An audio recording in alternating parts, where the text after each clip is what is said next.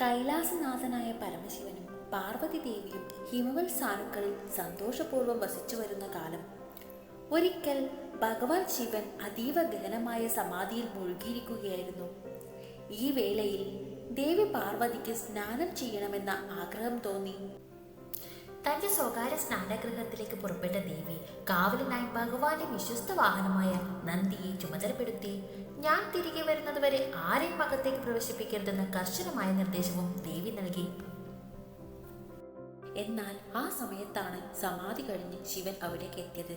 തന്റെ പ്രിയപ്പെട്ട ഭഗവാനെ തടയാൻ നന്ദിക്ക് സാധിച്ചില്ല.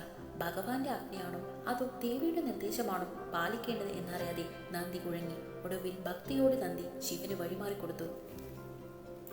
തന്റെ സ്വകാര്യതയിൽ ഭംഗം വന്നതറിഞ്ഞ ദേവിക്ക് ഏറെ സങ്കടം തോന്നി. എൻ്റെ ആജ്ഞ മാത്രം ശിരസാ വഹിക്കുന്ന, എനിക്ക് മാത്രമായി വിശ്വസ്തനായ ഒരാൾ ഇല്ലാത്തതെന്തേ എന്ന് ദേവി ചിന്തിച്ചു.